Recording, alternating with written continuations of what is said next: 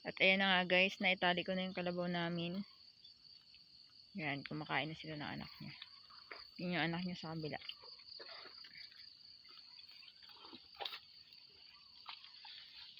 Dapat tara sa ganitong bagay, maaasahan din tayo ng mga magulang natin. Para just in case na may puntahan sila, maiwan nila tayo.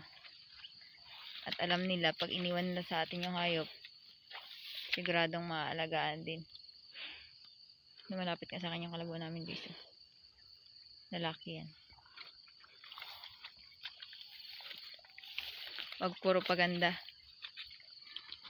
Dapat may alam din tayo sa mga ganitong bagay. Lalo sa mga gawaing bukid. Yan. Balikan ko na lang yan sila mamaya. Mga alas 10, ipasilong. Uwi na ako kasi yung baboy namin doon naghihintay na. Bye-bye. Bye-bye, Baby White. Uwi na ako. Balikan ko na lang kayo mamaya. Yan guys. Hindi tayo pwede mag-iinarte. Pag-aralan natin yung mga bagay-bagay na kaya naman din natin gawin. Kagaya nito.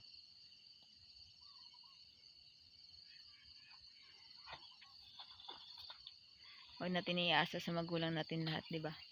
Kung alam naman natin na kaya natin gawin. Yan.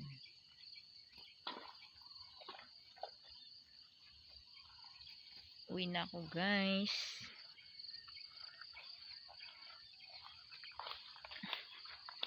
Yung tubigan namin. Hindi ata makadaan dito.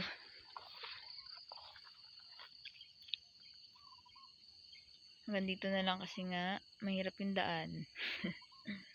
Bye bye guys. Let's go.